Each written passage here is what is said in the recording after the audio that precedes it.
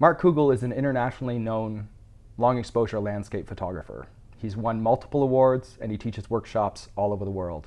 Marc was also the director of Vancouver Photo Workshops, where I worked for quite a few years in Vancouver. That's where Marc and I met. Most of all, Marc's a great friend of mine, and luckily enough, he was open to having my first ever Shifting Perspectives video conversation with me.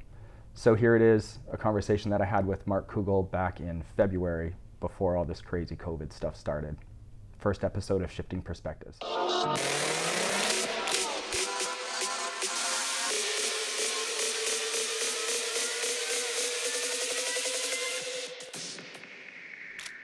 All right, well, I guess we should probably do the formal intros because, this is the first episode, and this is my guest, Marc Koegel. Marc and I are really good friends, and we go back quite a few years to Vancouver and to Vancouver Photo Workshops, which was Marc's little brainchild. It was an amazing time to be in Vancouver. Marc's been around the world of photography for quite a while. We're going to get to know just a little bit about the start of his career, how things have shifted, and maybe some of the more simple trials, tribulations, and shifting perspectives of kind of Marc's life and Marc's career. This series of podcasts is slightly selfish in the fact that I'm finding myself going through a huge shift. So before we jump into this with you, Marc, I'm going to give you a little bit of a preamble of this because ultimately you, as a good photography friend and person who's been there for a long time, I think it's pretty easy to lay it out for you. I've been shooting for quite a while, and a lot of my career in photography started 1993 and 94 here in Windsor, and then I moved to Vancouver in 99, and I met you shortly after that, 2002 or 3. We kind of met. I'd been doing a lot of different types of photography, and then when you and I met, you had started the school, so we started to teach together, and I started to teach some of the stuff I was doing, like fashion photography, and at that point in time, I was doing a lot of fine art nude work, and we kind of hit it off, and we started a school together, and that lasted pretty steady and really heavy, honestly, until about 2015, and literally in several different kind of facets and several different facilities. You and I were at different schools teaching sometimes. I left Vancouver in 2014 and I moved to a smaller town in Ontario, and my life and my career kind of shifted because of the marketplace, because of the size of the city, things like access to models. And I became really curious in this time, like 2 or 3 years now, sitting here, sometimes having really tough days, sometimes having really awesome days, but really thinking about, the shift in my career and that shift in even my photography and the subject matter. And I think that a lot of people go through that. And the more I mentioned it to creative people, being photographers, musicians, painters, a lot of people started talking about this with me. So I thought it was only right for me to kind of explore this just a little bit, and it feels only right to explore this with you, Marc, because I think that some of the shifts in my life, the big shifts, started out when we started the school and when we kind of met in Vancouver. So that's a little bit about the forward or the background kind of why I want to do these podcasts, and a little bit about the things I'm kind of curious with you, because I know that you started out in a different place than you are now. And along the way, there's probably got to be some great thinking and great process or thoughts about your process that hopefully you want to share. So I'm going to stop talking about me now, and I don't want this podcast to be all about me. So I'm going to introduce my very first guest and great friend. This is Marc Koegel. Why don't you give us a little introduction? Well, thanks, Zix. I feel honored to be on your first episode. And when I came across, we haven't always been, unfortunately, we haven't always been in very close touch since you moved away. But fate will have it that I did see a little announcement about wanting to do this, and I think it's just the fact that the beginning of the year or the end of another year, however you want to say it. You always think about, okay, what do I want to do, and it's a great time to channel some energy and start something new. And this kind of struck a chord with me because I've been thinking about the same thing, and I've been really going through quite a lot of changes.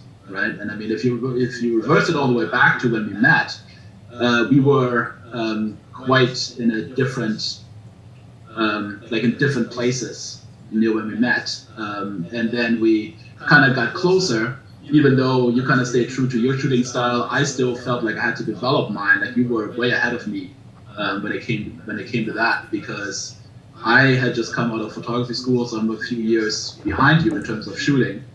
And I really liked a whole bunch of different photography kinds, right? And I mean, we both liked photographing nudes and portraits and people, but then over the years, my landscape has, become much, much stronger. And you kind of stuck true to, at least from sort of my point of view here, and you can of course update us all on that, but from my point of view, you always kind of stuck true to that. And of course now you throw in some assignment work and things like that since you moved, but still to me it's centered around people, and things like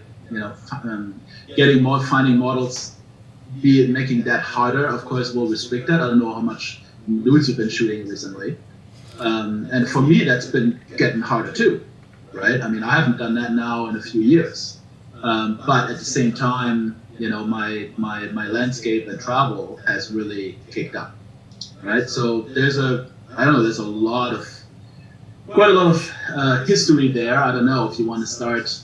Well, I think let's touch back just a little bit on the way that you and I, when we met, and let's specifically kind of talk about the work that we were producing. You mentioned that you were fresh out of school, and I had been shooting for a while. I went to the University of Windsor, got a Bachelor of Fine Arts in 1999, and that really solidified a lot of the stuff that I was shooting at that time. A lot of, I guess there were nudes, fine art nudes, a little bit, more on that fine art fetish side of things. And I guess I did stay true to that in Vancouver quite a bit, and we started a group called the 104 Collective. And that's where, you and I started to talk with people like Aura, and with people like Michael and Doug, and show our new work and actually have some conversations about it. And I think that's when my work actually, again, kind of exponentially grew. I think it was a really great creative time for all of us. But I, like you, actually haven't shot any nudes in the last 4 or 5 years.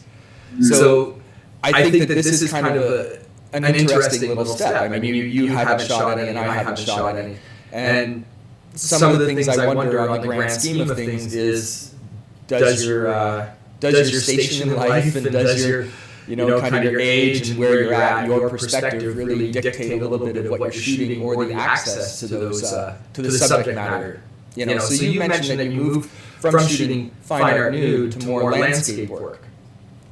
Yes. Let's talk about that in the beginning, because in the beginning there was both of them. Well, there was both of them, but really I think what it was in my case is that I came, as I mentioned quickly already, I came out of photography school. I was open for a lot of genres of photography. I was shooting architecture a lot too. And I mean, I think the only theme in my work that has been there from day one is black and white. Right. The focus on black and white. But really, I was open to being influenced. Like, quite honestly, like I was like, take me this direction, I'm going to explore it. Take me that direction. And I mean, I started shooting nudes because of Ralph Gibson, really, and then also later because of you. But also, I think because of what you said, the access that we had, having a photography school, having actually, I mean, a lot of the nudes came through having the connection with you. Because you had a great supply of models, and then but then again, meeting the people that you mentioned, and because those are the things that you share, those resources, right? And the models were like, hey, I shot with you and I enjoyed it. Do you have any other photographers that you know? And of course, next thing you know, was a lot of models that we all shoot and work together. And I mean, that I always enjoyed that. But of course, if you break that group apart, and it's not just the two of us, sadly, that, sort of moved on or aren't in that group anymore. So I think that certainly makes it tough to keep doing this, even though, of course, it would be totally possible. If we both really wanted it, right, I think we could have. I mean, you can just keep it like we have the work. Well, who's stopping us for, going out and seeking models? And even you being in a smaller town and me traveling a lot. I mean, right now I'm in Germany in a bigger town. Yeah. So I mean, I'm sure I could get models, but the point is, to your other question, I do think that's not the only reason that we shifted away from that. I think it does also has to do with stages, right? And once you work on one subject for a long time, you might get to that stage that you think like, wow, there's so much more to explore. I mean, photography is such a huge thing. I mean, how many different genres can you go into? And it might be more seductive to try something different. Right? At least for me, that's always kind of how it felt. Well, to bring it back to the Ralph Gibson and a big influence of yours, he always said photography is like jazz. The more you learn about it, the more you don't know about it. And even with Ralph's work, some of it, it's compositional, it's architectural, there's a lot of other facets to his work rather than just shooting nude and figure work. Oh, absolutely. I really want to kind of get to the stages of life and kind of discuss that, but I want to talk just a little bit about how and why your landscapes kind of ended up taking over. So let's speak just a little bit about that. And I think that, and this is just me looking at you as a friend when we were working, and I think a lot of that shift came with, great technology that started kind of being, it was out there for us to kind of play with. And I think that your landscapes kind of just started to, literally, they rose really quickly from being, like you say, like a black and white kind of landscape to really having an idea and a concept with your long exposure black and white. So let's kind of talk about how that ramped up and became, a big part of your career. And then kind of give me a little bit as well, like, it's not only shooting, but you're instructing and you're teaching that. So. Well, I guess that's true too. I mean, when I started the school, I actually wasn't ready to teach myself. I just started the school because I was approached by other instructors. No shit, Mark. Neither one of us were ready at that point. Well, no, but you were ready. I mean, you were more ready than I was anyway. And that's why we met, right? I mean, that's why I don't know if we met before then, but I do remember we went for coffee in Yaletown. Yep. And I was basically just trying to recruit you, right, to teach because I didn't feel like I was ready to teach, and that had to do with just the confidence in my own photography, right? Like I was definitely in that stage of, hey, I want to try this, I want to try that, and I'm not ready. I don't feel like I can really pass on that much knowledge yet. And then, as I tried a whole bunch of different things, I went into architecture first. Then I realized, hey, I can do architecture, but with buildings that are sort of in the landscape. So I wouldn't even say it's definitely not nature photography, if there is a difference between landscape and nature, in the sense that I like to have man-made objects in my landscape pictures. Recently, I've gone away from that a little bit, but for many, many years, I was looking for structures. Yeah, you were traveling the world looking for structures and really putting it out there. Exactly, and I mean, I think that was a big thing, because I like to, what I say to my students or other photographers is I say that every kind of photography that you do brings with it, let's call it a photography lifestyle or a specific style of operating. And I mean, let's face it, I love traveling. I love discovering places. And because I've had a camera with me, which to me is kind of it seems like not a very significant thing, right? I mean, you just happen to go somewhere and you have a camera in your bag. All of a sudden, that's your entry card to meet these people. Or it's your focus for setting up a trip somewhere for 10 days that you've never been.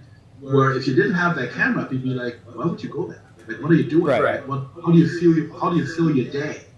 When when really once you got the camera, it's like, oh no, of course you're going to go and take pictures. And there's not enough days. There's not enough days. You want to stay longer. I mean, because usually that's how that's how things end up. So that's kind of, for me, the business required when I started, really required to always be there, and I always conceived it as a local business, hence the name Vancouver Photo Workshops. I mean, even the name has Vancouver in it, which is another big shift that has taken place, because I really don't think today, I certainly don't think of myself as being local to anywhere, really. Right. Yep. But you almost don't find this anymore, right? People put their own name on it. I mean, I could have called it, Marc Koegel Workshops or whatever, right?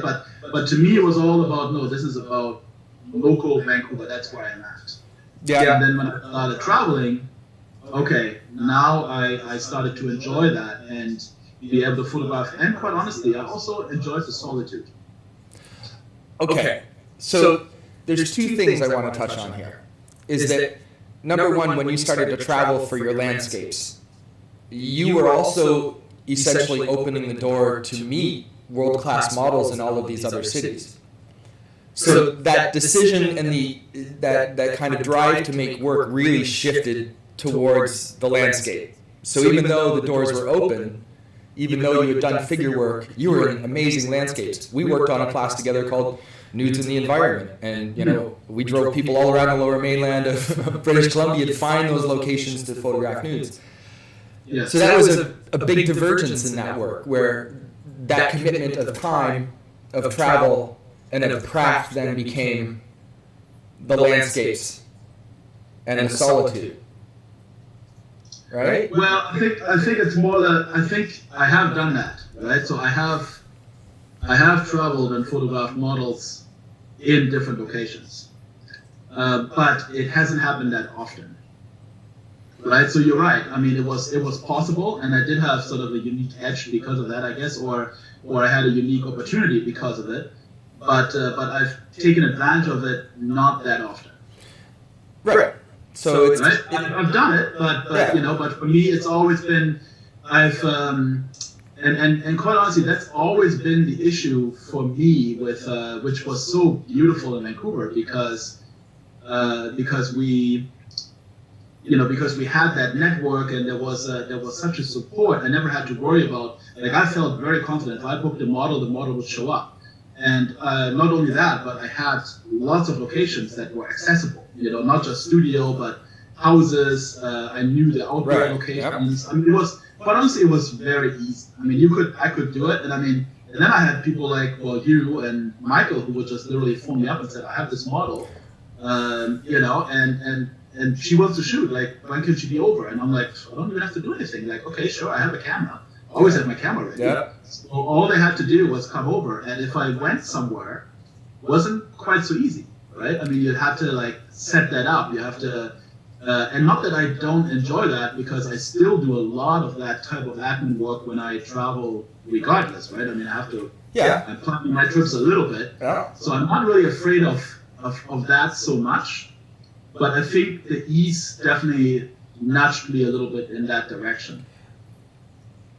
Yes. Right? So, and when you take that away, then it becomes, you really need to want it, right? I mean, you really need to, like last year, actually, it's not quite true. Last year I shot some nudes in Iceland, of all places. Oh, wow. Yeah.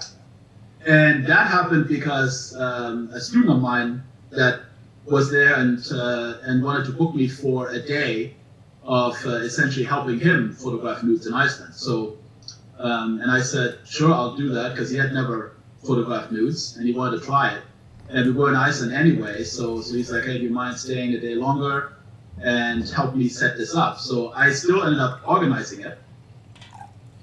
And I wasn't really expecting to shoot, but then he was actually wanting me to shoot, because number one, he wanted to sort of observe that. Right. But it gives him a little break, right? Like, now I'll take it over for a couple minutes and he can think about some ideas. We'll go back, and we kind of ended up being just like when we worked together. It was a good flow. Like, we never, between the two of us, I never felt that, you were stealing time from me, or I was like, we weren't trying to like outdo each other. Like it was just a nice working together, right? And the same thing happened with him.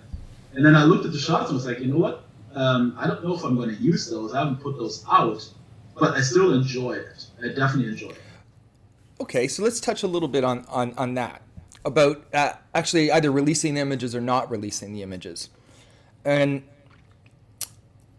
so a little bit, I guess, photography is that visual exploration. It's the thing that I feel that I learn a lot about myself, my environment, and kind of those stations in life, or those stages in life, through that lens, through what I'm shooting. Because of you, I got to meet Mr. Joe McNally. And, through some of his workshops and him coming up to Vancouver, I was able to produce some of his sessions for him, some of the great photo sessions. Joe's work really doesn't ever touch on nude and figure work. And there were a couple times where I was actually booking him with those models, and we were doing those shoots together. And he would even say during the shoot, I don't know where these are going to go, but I know that it's kind of a good exercise in trying to make images like this. Sure. And I found that, early in my career, all I wanted to do was get people to see these images. Since I've actually come to Vancouver, I did shoot one nude. Those haven't hit anywhere, because a lot of that was a little bit, for me and personally, and kind of taking that in. I think it's a neat thing in photography when you decide not to show people stuff, but you're still learning from it. It still informs you and almost like still inspires you, right? Well, photography is this kind of thing that most photographers only show you their best stuff, right? And so that's part of it too, right? There's a lot of pictures we all take that we never share.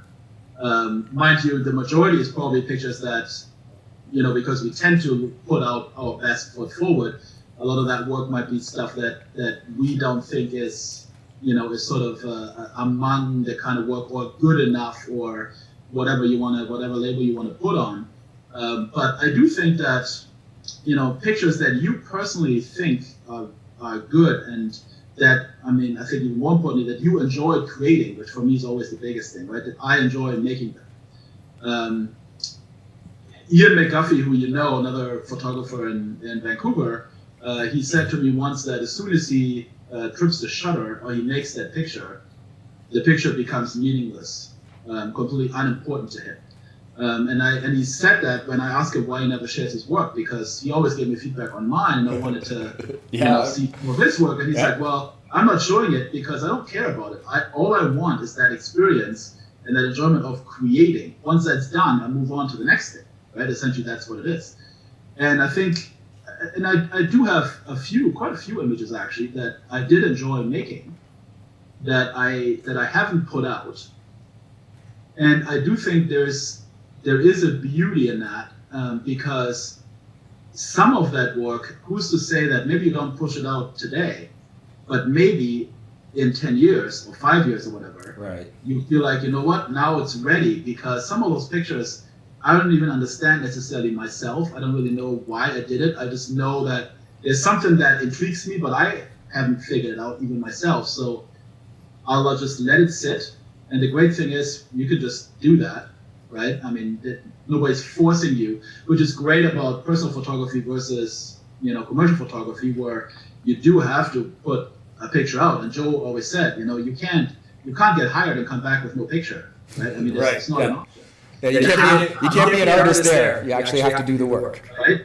Right. And we have, I feel like I have a privilege. I can go somewhere on a trip. I've done that actually. I've gone on a trip and I come back with, I put out no images from an entire trip, right? Because I just didn't feel like they worked at the time. And now I look back at them 5 years later, I'm like, well, actually, there might be something here, but I just might not be ready for it yet.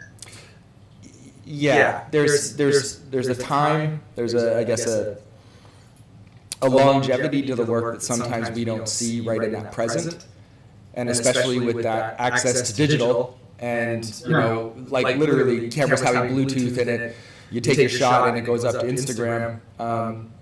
Considering every pixel that's in your frame isn't something that's always done, and even the totality of that, thinking about what all those pixels meant, or what all that subject matter meant, or that little tiny, kind of sidestep that you took from your career. What does that mean? And sometimes you're absolutely right. It takes you, 5 or 10 years to figure out why you did what you did, and how that will actually affect you, right? And how it affects your work.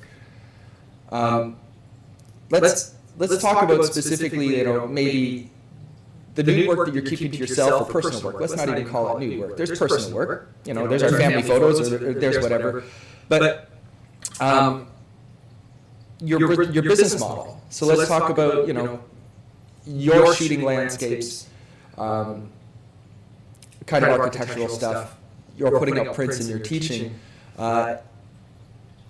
Is most of your work then concentrated on the business end of the photography now, whereas the earlier work was, or I wouldn't say the earlier work, kind of your earlier career is more like, let me do this and let me do this, and now you've really kind of narrowed this down.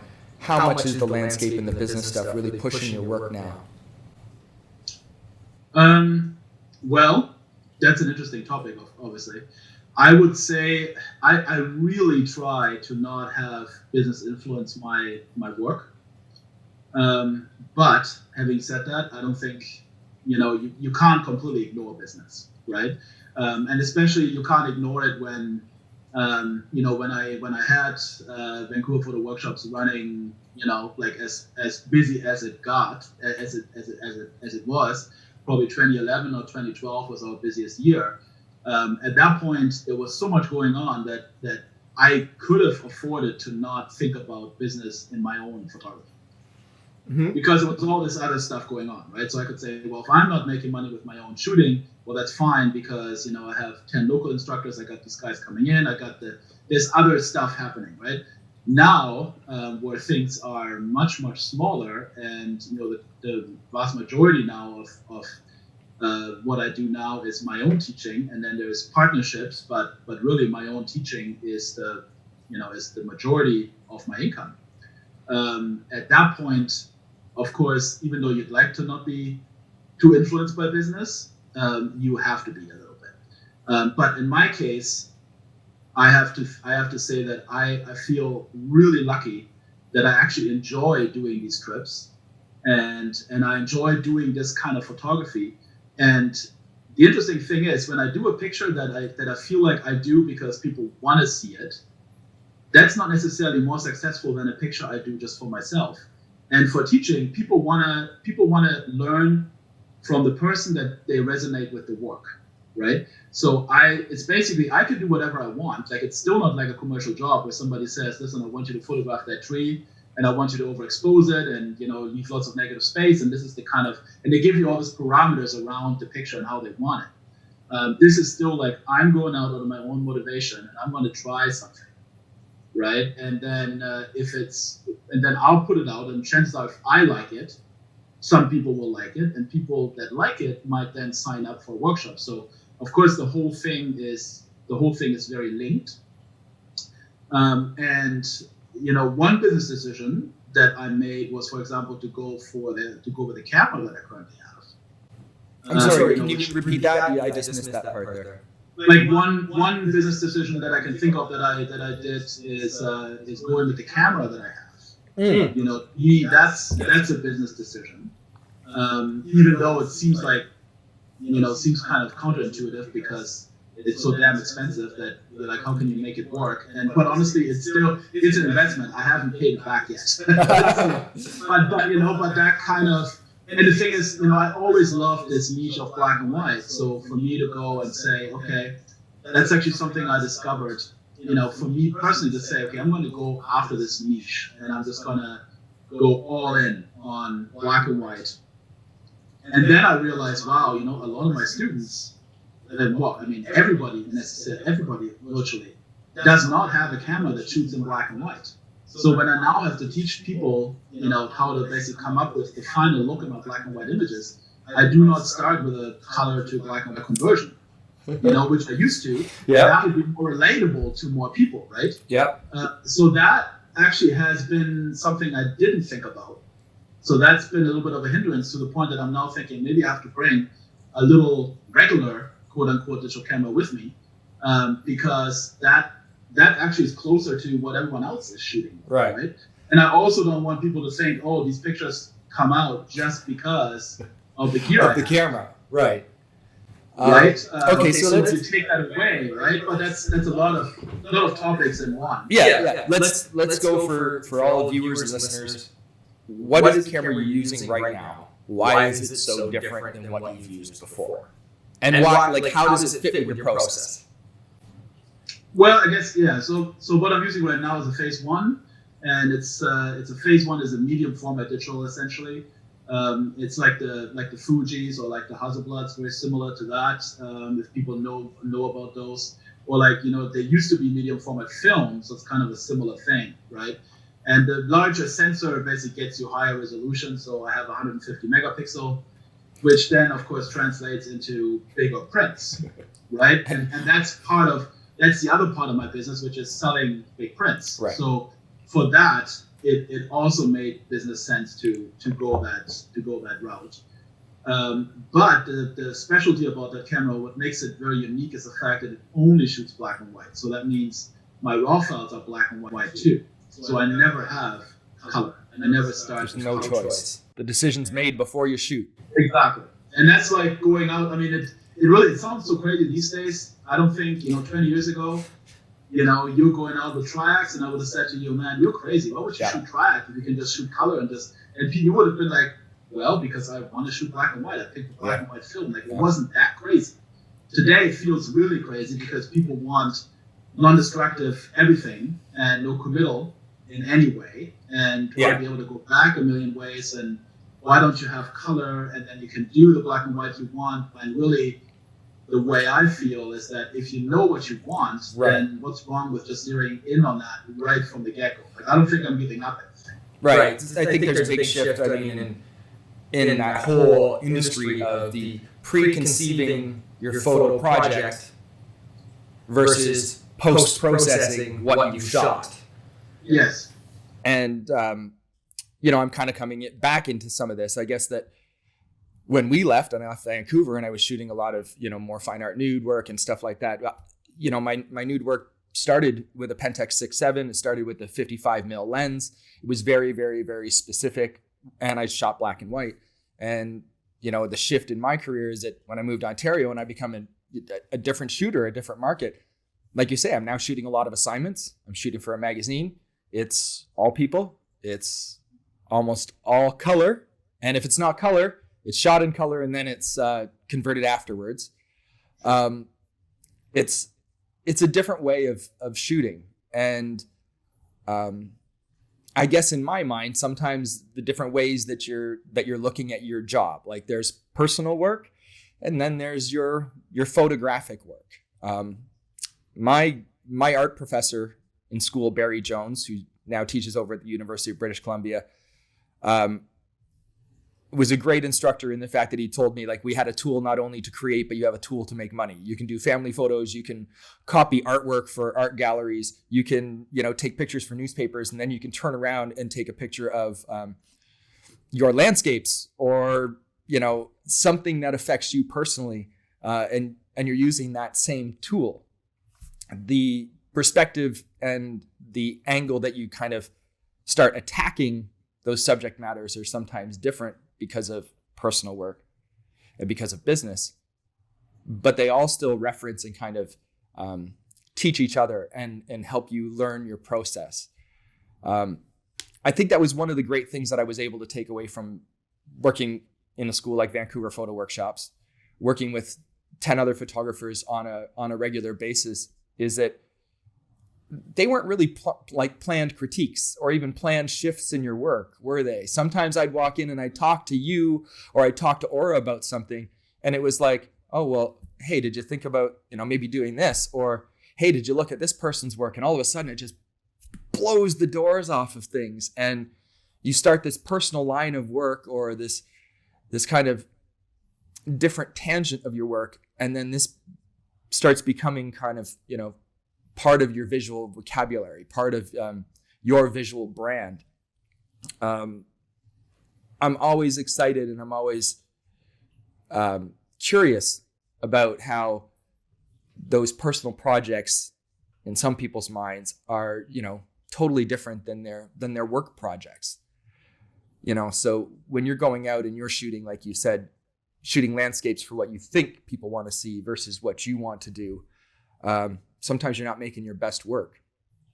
Sometimes those that's true. And the interesting thing is I do feel so I don't feel like when I'm out there shooting for myself, I don't feel like I'm at work. I still don't. And I think that's a great privilege. I think and if you can do that, that's, I think that's quite rare, and I don't count on it. But right now, I go out and I honestly, I just think this is what I want to do. And and I guess I'm lucky that it's still that people resonate with that enough that they want to go and take my workshops or buy my prints.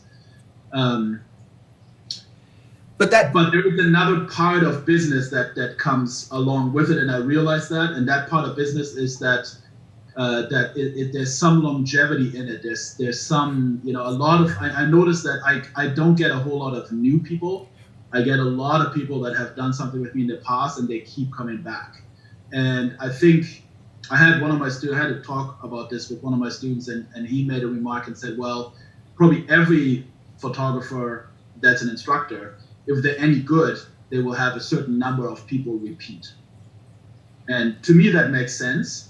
But I do think in my case, it's too high almost, like if there's even a thing like that, because I literally have 90%, if not more, of people keep coming back. And that's where business comes in, right? Because then I'm thinking, well, why don't I attract, like, how can I attract more people?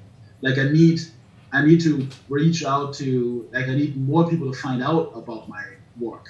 And about me as a person and me as an instructor and the workshops I offer and things like that. And then we're back at the whole discussion of marketing and how to best do that. And quite honestly, maybe for that, I should be considering different kind of photography, because I realize that I'm in quite a niche, right? I mean, black and white these days is already quite a niche. And then, when you look at the work that I do, that it only resonates with certain people. Right? It's definitely not a mass appeal, right? Yes. You mentioned that it resonates with people, and it resonates, let's say it's the 80-20% of business, right? 80% of your people are repeat customers. It resonates with 80%. You don't have to do a lot to get those people back. But the reason why it resonates with those people, I think, is that longevity, right? Like you've stuck with it. The reason why I think you have the repeat customers literally around the world is part and parcel to what you started at Vancouver Photo Workshops, which was the safety net that allowed you to explore landscape photography in the way that you did. You mentioned it earlier that the school and the business was sort of that foundation that you were able to then go out and shoot what you wanted to without the concern of making money for your family. And I think that's sort of what, the position I kind of was in at the school as well. We were able to teach a lot of classes. We had a lot of people interested, and it offered us the time and sometimes the inspiration to go out and do work that was a little bit different than some of the work you were doing, because you were around other people that were really inspired by you trying things. Sure. So that school offered, I think, a lot of opportunity. Not only for me, for you, and I'm going to be speaking with Aura. I'll be speaking with Wayne. There's a few of us from Vancouver that I think the only reasons we are where we are is because that school did allow us to have the time to explore personal work, and then for that personal work to literally become part of a business model, and to kind of jump from there.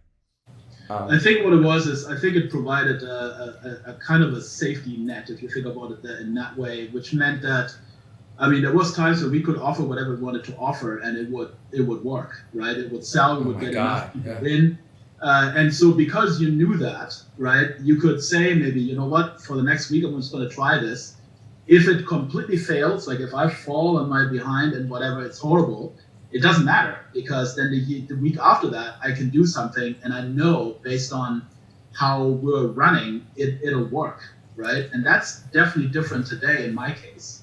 And I thought about one more thing that I actually that it's only really become apparent in the last year, but I've done a lot of thinking about my own photography and shifting and all that, exactly what you want to talk about. But that thing is that the difference, if you have a lot of people that seem to be redoing what that come back for more workshops with you, what ends up happening is you have to go to new places. And initially you're like, well, that's not so bad. But on the other hand, if you think a little bit deeper, it's like, well, new places means you got to start all over again. All your research, you don't know that place. You got to go and then on the other hand, when I did my first workshop in Lofoten, for example, in Norway last year, I went there twice before, and then I did 3 workshops in a row and a private tour. So I did pick it because I wanted to go, but I also picked it because I knew a lot of people wanted to do workshops there. So it was certainly, when you again think about business, it was something that, hey, I'd love to go there. It's a Nordic country, I love that. But it also seems to be a place where there is some infrastructure, other workshops are selling, so let's just try this myself. And then when I got there, of course, I had to deal with the fact that I don't want to take people to places where they take the same picture that's been taken a million times. Right. And when you go to places like Lofoten, you have to think about it, same with Iceland. I don't want to take you to the place that you can go on your own, right? I mean, there really isn't, I don't want to just create same images that I've seen everywhere. So that's challenge number 1. But the other thing I feel now is that, people now, I'm doing another workshop there next month. And then for next year, I'm already thinking I might have to go somewhere else. Because then sort of my crew, how I would almost say it, my inner circle of really supportive people, they're like, okay, now we've done that one. So where else are we going afterwards, right? And I personally am more the kind of shooter that I really like to go to one place, and especially when I enjoy it, I want to go and I want to go deep. Yeah. And I would go there 5 more times before I go to a new place. Yeah. But that's where the business would maybe kick in and be like, you know what, if I want to go back there, then it would have to be on my own. And I definitely need to, and if I try another workshop, that's fine. Maybe I can still get another tour out of it, but I have to, in the back of my mind at least, I have to think about where else am I going to go, because I need some new offering. Right.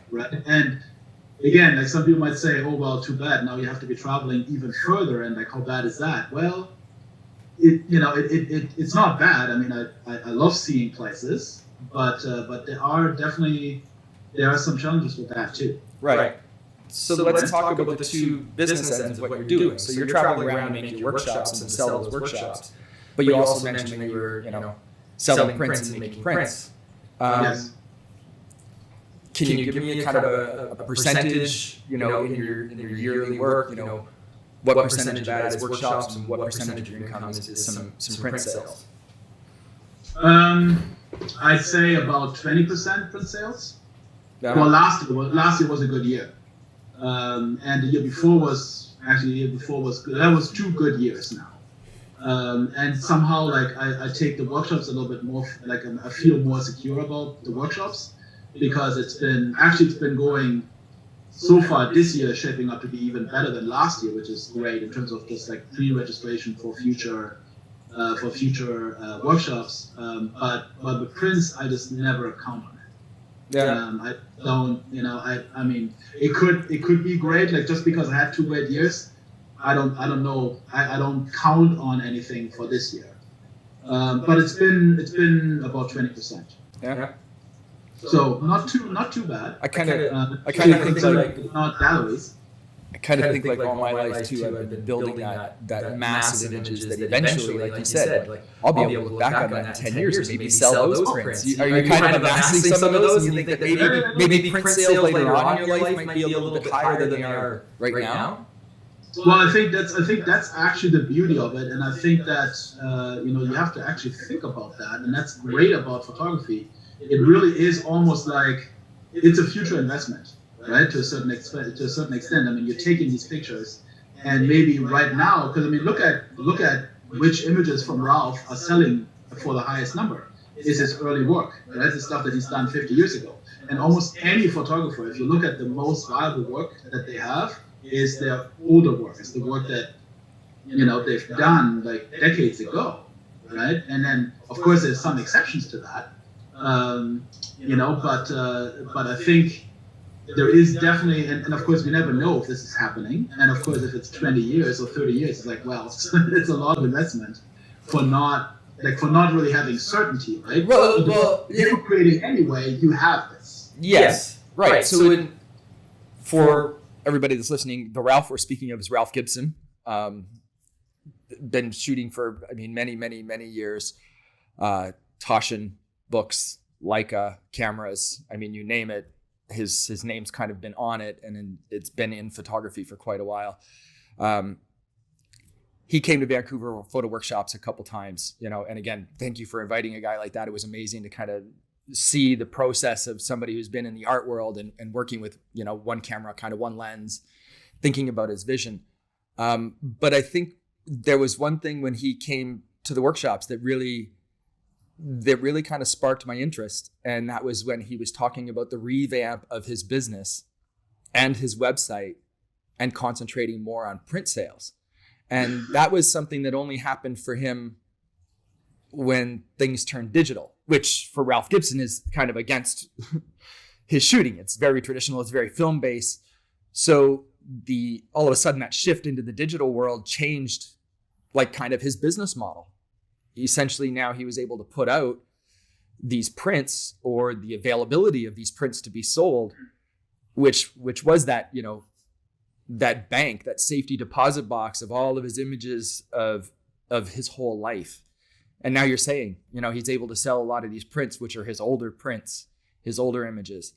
And, there's a lot of money that kind of comes from that. I think it's interesting to see a guy like Ralph also be affected, his shifting perspective of his business, of his industry, of his artwork, change just because of the technology, some of the tools that he has. And I think he was also kind of talking about his kind of stage in life. He said it was a really interesting thing to start going back through some of those old images and really considering how those played into the whole body of work. He didn't just, Ralph Gibson didn't just shoot a whole bunch of different subject matters. He had books worth of work and projects.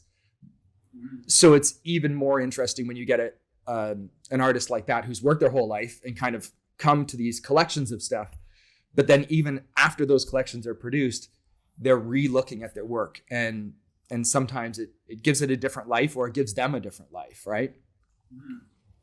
Well, of course. And I think in his case, of course, it was it's technology, right? Which of course influences all of us, right? Because he put out his work through books because that was the way to do it. Right. Yeah. And when the books kind of, the books never really went away, but they went away a little bit. And also that coincided with the fact that now he had enough of a track record. That his prints became. He always sold prints, I think, throughout his entire career. But the prints became more valuable because, like with age, right?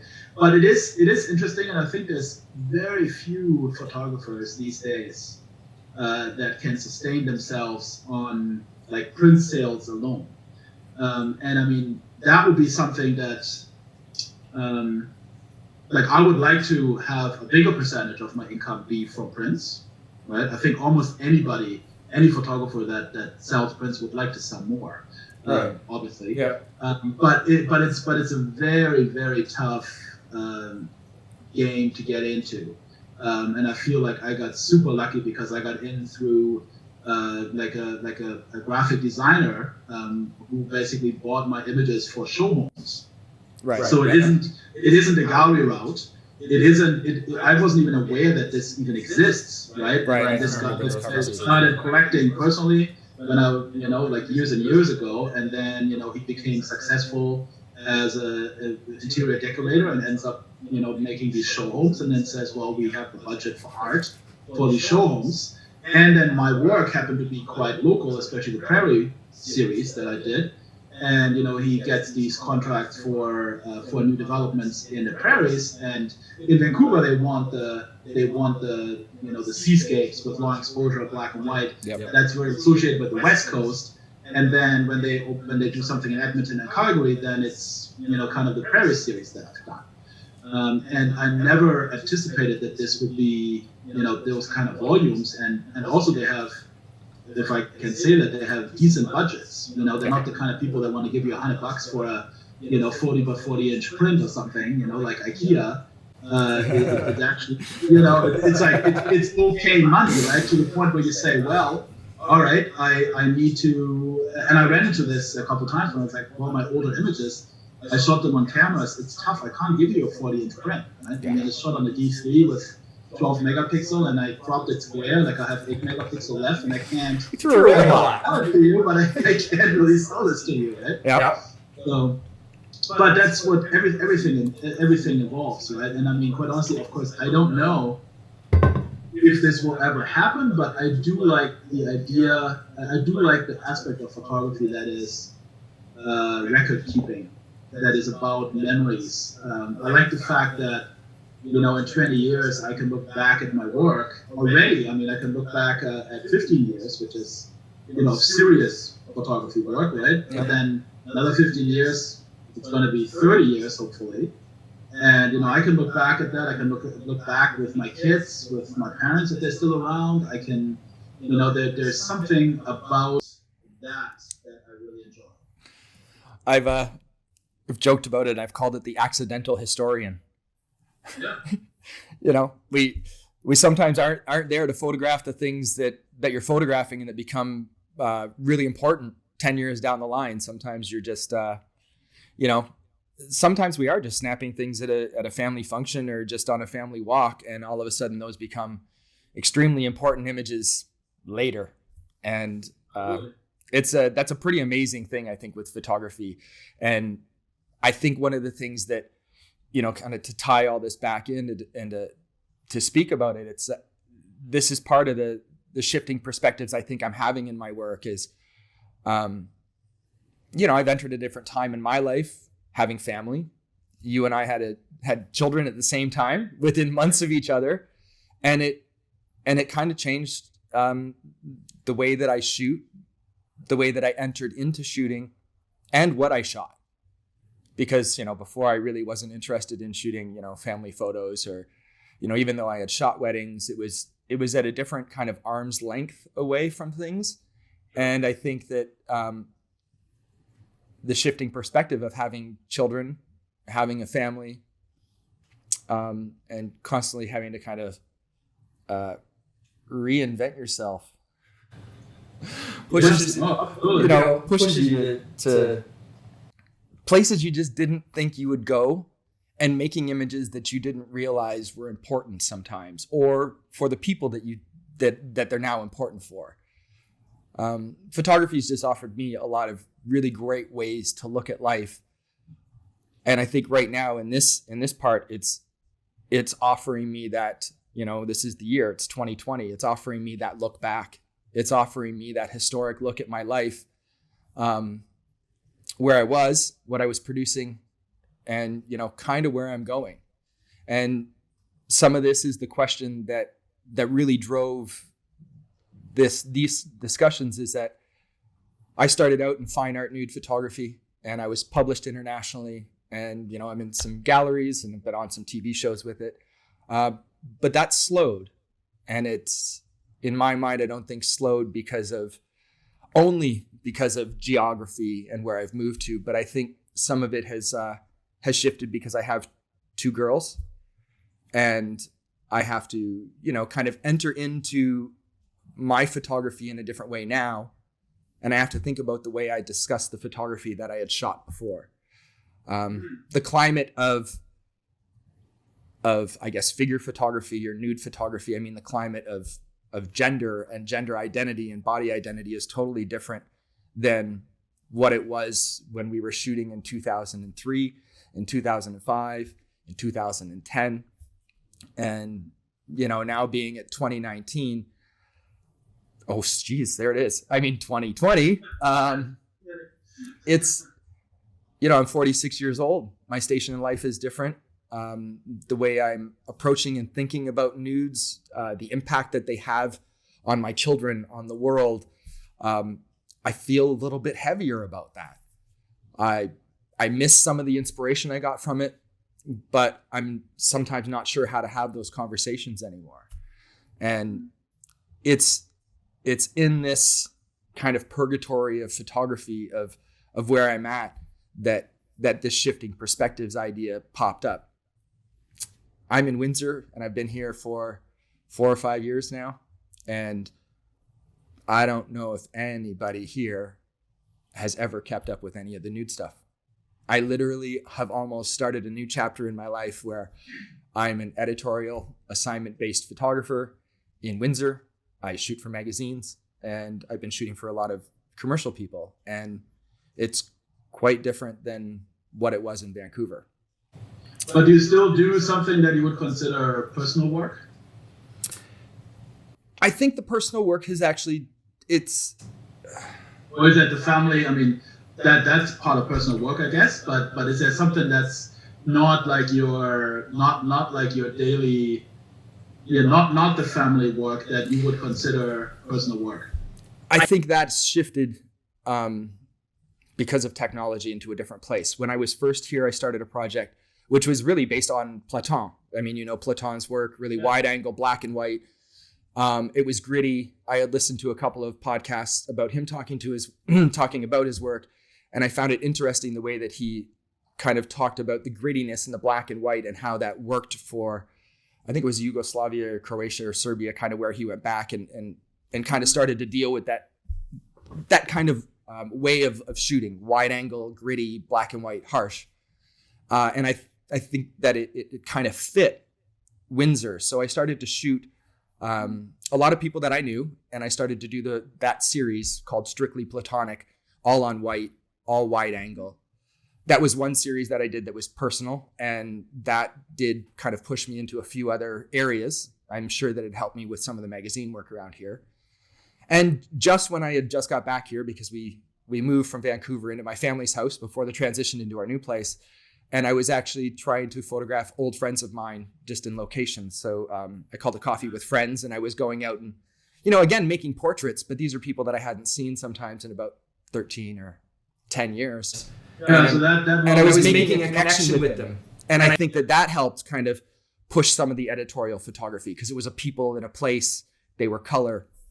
So those two little spokes of personal work spawned a lot of the other commercial work that I'm doing. But I think because of technology, I've also moved into doing video. So over the last 2 or 3 years, when I look at, my Lightroom catalog of photographic work, I feel like it's thin on the personal project side. But then my wife reminds me that in the last year, I've created, 12 3-minute videos called Instrumental, which are discussions with artists and their relationship with their tool. They're 3-minute produced video pieces.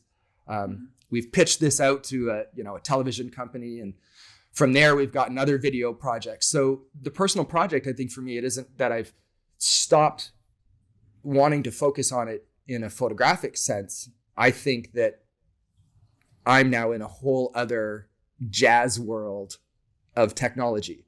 I've had to learn how to handle video, lighting, moving pictures, and that sort of thing, which, it's different vocabulary than in photography. It's different techniques, different technology, but it's definitely, I'm lucky that I have those 20 years worth of looking through a lens and understanding how a camera works and understanding how to put something in a frame.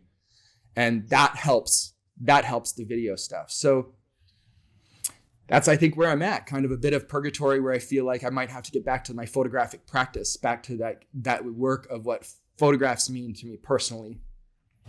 Well, that's what my next question would be, is like, when you see any further shift, or like do you see that this year you're going to do something, you're going to develop into something different? You're going to pick up maybe maybe a new still project, or Yes. would you like to see it develop further, or are you comfortable with where it's at?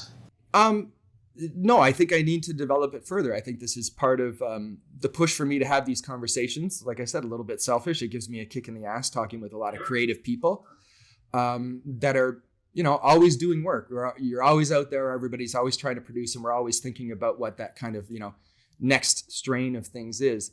This year, I'm definitely trying to concentrate on what would be, what might be the next photo series. To go back to Ralph Gibson, remember the Perspectives book that he put out? Was it Perspectives or? I don't think it was Perspectives. It's the black and white book with the dotted lady's face on it. That's I just looked at that actually. No, it has a different name on it, but it's not Perspectives. No. Well, it's because I just had it in my hand too, but I can't figure I know, out. mine's downstairs. But the forward in the book is a very, very interesting forward that I've probably read 3 or 4 times recently, talking about his work and, kind of personal work. And he uses the term in the forward, formation permanente, which is a French term, which means, a continual formation, continually progressing, continually moving forward. And he talks about his artwork kind of like that, and that, it's always changing. And I feel like that's where I'm kind of at, is I need a bit of a change and a bit of a push in order to get to that next kind of step, or that next kind of inspiration. So I've been thinking about going back to the town that I grew up in, really tiny town, 1,700 people, maybe doing portraits there, maybe doing landscapes. This is the other thing, you taught me a great skill with long exposure, and that's a great way to, enter into a discussion of time that's passed. I really don't know. I guess that's kind of it. Yeah, no, I mean, I think it's a blessing and a curse that in photography, it kind of forces you to stay active and stay creative. And especially these days, right? I mean, you could, I think, a few decades ago, you could be a photographer that did the same thing for your entire career. Yeah. You could do that. And, coming back to Platon or Platon or whatever you want to pronounce it, if you look at his work, actually, interestingly enough, it's very similar, right? I mean, not saying that he never veered off, but his kind of signature style or look, he honed in on that, and he really followed that. And I had lunch with Joel Grimes once, and he's you know him, but for those that don't know him, he was one of the first that had these mostly kind of also portraits of athletes, but with these backgrounds that are sort of HDR-like, if I want to call it. They're better than HDR, but they're very, very incredibly detailed backgrounds. And when I talked to him about that, he said when he came up with this, he knew that he has about 5 to a maximum 8 years that he can literally milk this look. Yeah. And he said that, and he was at about year 5 when we were talking about it, so he was already quite a star using this, but he was like, I know it's diminishing right now, and I have to be looking at something else, which, to me would be like, okay, I have to go to a different place, because this place, I've done the work, and now I have to move on. And, I've had a few talks like that. I had a talk with a Vancouver photographer who showed a nameless that was very successful with a fine art series. And he said to me that, he was at the opening of, when this work was first exhibited, he was at the opening, and he felt like, oh my God, I've arrived. And he said, newspapers were calling. He sold out his edition on opening night. He was like, oh my God, this is it, right? And we also all know that a lot of photographers, if you have one image or one series that defines you, you can, that's the big thing, right? The hardest thing is to come up with that one image, right? The Steve McCurry Afghan girl. Once you got that, not to say that you can screw up or that he did, but you actually could, because now you're on the map, right? And so he was like, Mark, I felt like I've arrived. And then towards the end of that opening already, people came up to him and said, so what's your next series? Yeah. What's the next thing? And he's like, I started to get stressed, because coming from euphoria, by the end of the evening, it's like, oh my God, like, I have no idea. It's like, what am I going to do now? And I can't do, this is a fine art project. You can't do that again. This is not an approach to, portraiture like Clayton, where you're like, okay, I'll just do, and I'm saying this is way more detailed than what I'm saying, but just, to give an example, use a wide angle lens and low perspective, and that's your signature look. You could do that lifelong as long as people are still looking for that. Or Joe Grimes, right? You could keep doing that as long as people are interested in that. But with a fine art project, it's like, no, this is it. Like, it's done. I mean, you can add to it, but you really have to come up with something else, right? And then what ended up happening is I talked to him 5 years after, and the reason I talked to him is because he called me because he wanted to sell me his camera. And I was like, man, I haven't talked to you, and like, how has it been going? He's like, well, isn't the fact that I want to sell you my camera enough? And I was like, well, that's tough. That's tough, right? And unfortunately, I have a few conversations like that, and with different photographers. And I think that, yes, it is really tough, because we have to keep pushing. And I think that also is easier if you're in a community. Right? Because like what we talked about, hey, if you felt a little down on your work and you went to a meeting that we had with a 104, it's like, oh damn, I've never tried that. Sure, I'll do that. Or somebody will say to you, hey, 6, what have you shot? And you're like, nah, I haven't really been happy, but you know what? And then it's like, oh, let's shoot something together next, whatever, because we have access. And it's like, oh, maybe this model will work out better, or maybe we're going to try this location, or we're going to try whatever it is, right? I'll try this new camera. I mean, all that stuff can help to just get that initial spark for you to go out and try something new. And I think, that is definitely, that's a big challenge. And I think that makes a certain shift in perspective almost necessary. Yes. Very right? Much. And I don't think that. So that's why I ask you, I think if you look back, and you're not doing that, I don't think you're doing that, but you can't be, it's not about sort of saying, oh, this is what I did. I hear that by so many photographers that say, well, the work I did 10 years ago, my God, I'm so embarrassed at that. It's like, I never felt that. I always felt like, I shouldn't be apologizing for anything.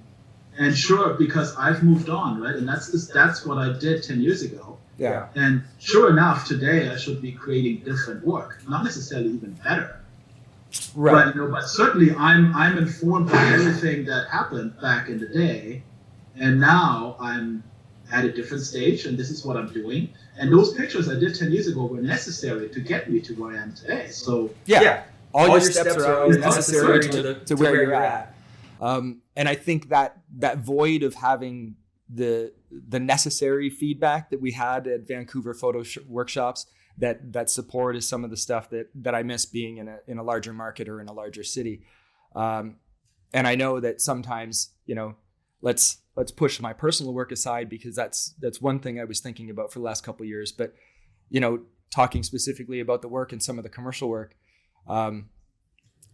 like the gallery show, one magazine comes out, I have a cover, it's a really awesome cover, I'm riding a nice high, it feels great.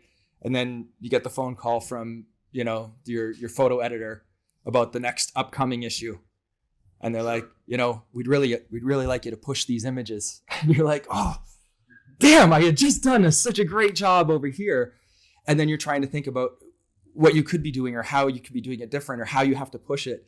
And sometimes being in the vacuum of your own head in a smaller market like this, the voice starts to resonate a little bit louder of being a little bit non-confident, or, considering, let's even say, your technical ability to produce the stuff.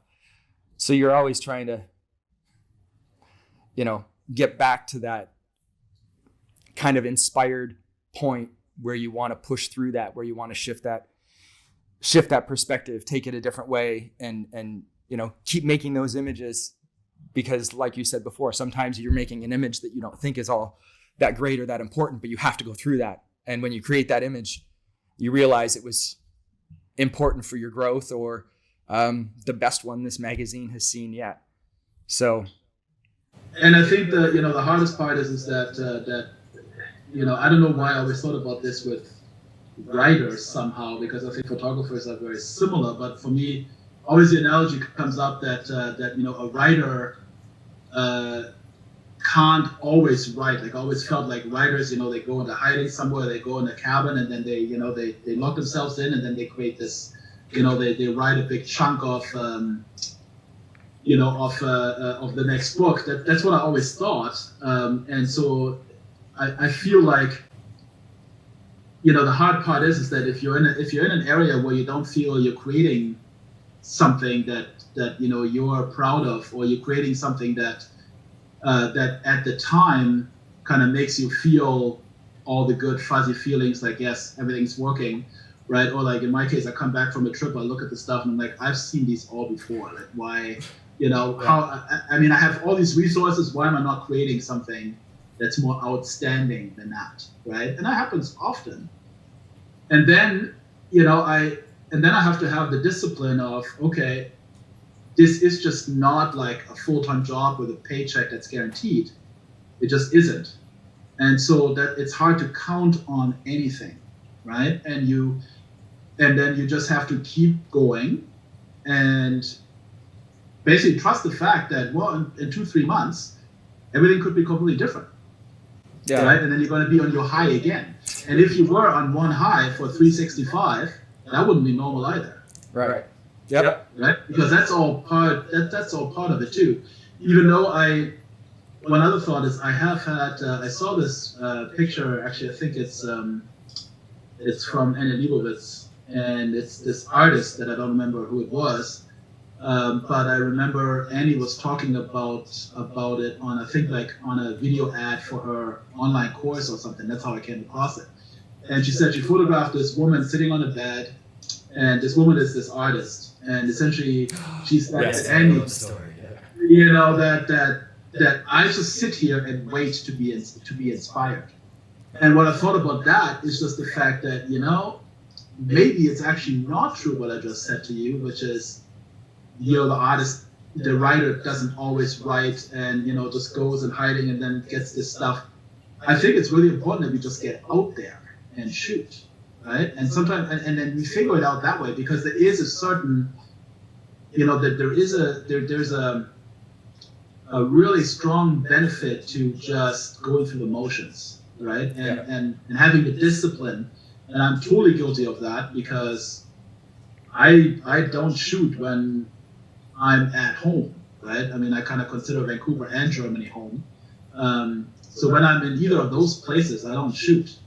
And it's almost like, well, why don't I? Yeah.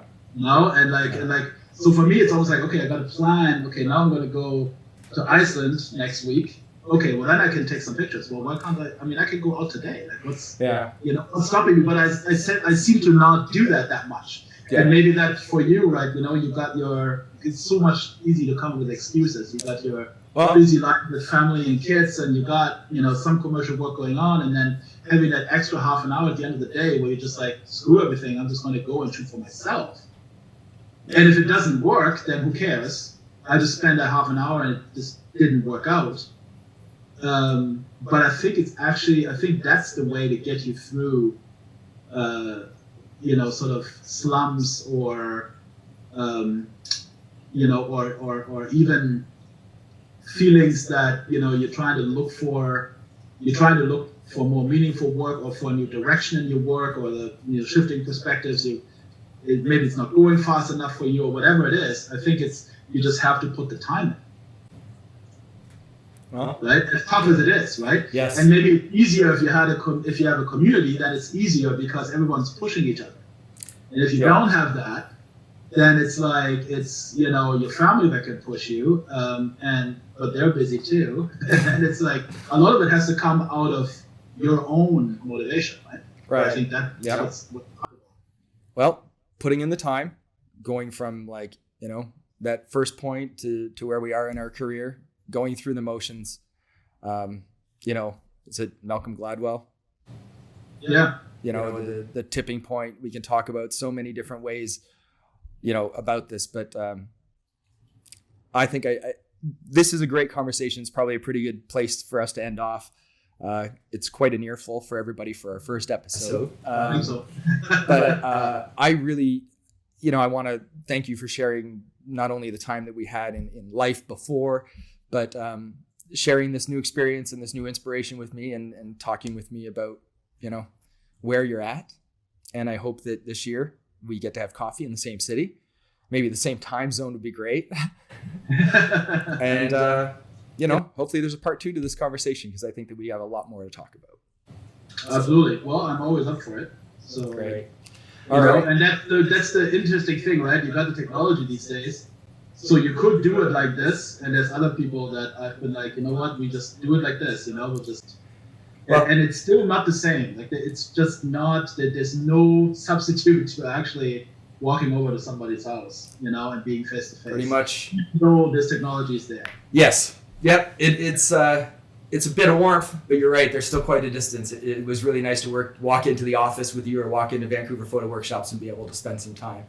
But this is definitely better than nothing. So it is better than nothing. Very glad that we did this. So let's wrap up by you telling everybody where they can see some of your work.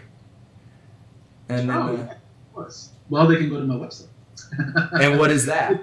Which is just my name, but so it's Marc, and last name is Koegel, so markkoegel.com. And we'll put that up on the screen. Then from there you can find everything else. Not very active on Facebook these days. I haven't been for a while, but Instagram I'm trying to put some time in. But that's going to be linked off the website, and Instagram is just Marc_Koegel. So okay. Should be and find me. The workshop this year that you have planned, what cities can people kind of find you in?